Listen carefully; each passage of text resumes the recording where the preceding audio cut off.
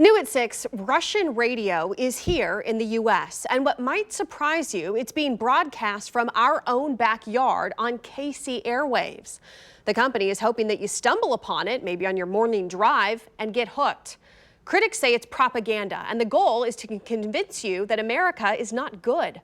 So our Joe Chiodo went to the radio station to learn more.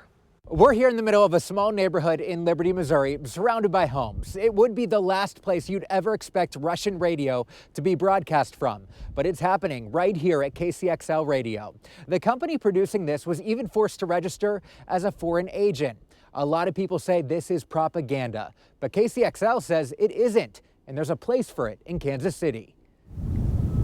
We're not talking about typical talk radio here, and in some ways, this isn't your typical radio station. A few satellites, yes, but nobody at the door.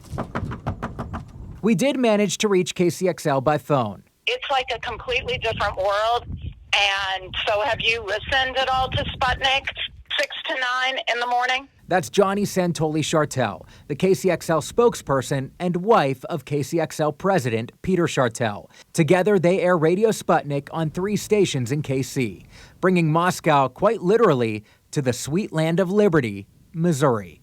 You're saying that Sputnik Radio is free speech and something Absolutely. Oh, yes. 100%. Because if you listen to it, the people doing the show out of Washington, they're speaking their minds. The first episode aired here last month. Someone called us and threatened us.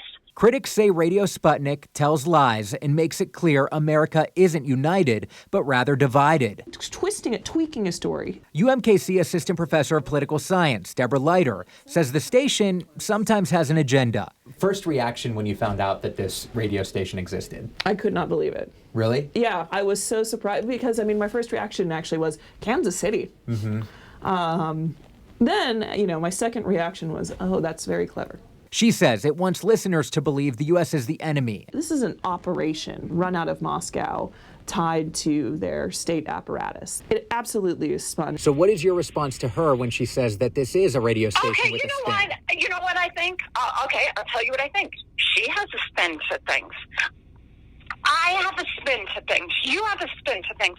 I think we all do. KC is just one of 2 places in the whole country airing Sputnik News, the other D.C. Leiter says in today's political climate, Midwesterners are full of discontent and may be surprisingly impressionable. RM Broadcasting is the company that owns Sputnik Radio. It was forced to register as a foreign agent. It is legal. Yeah. Yeah. Yeah. Okay. Now that they are registered as a foreign agent, they have done what they are supposed to do. Documents show the company is paying $324,000 for 3 years of on-air time. That's $49.27 an hour. The Chartels get $27.50 for each of those 3 hours aired per day.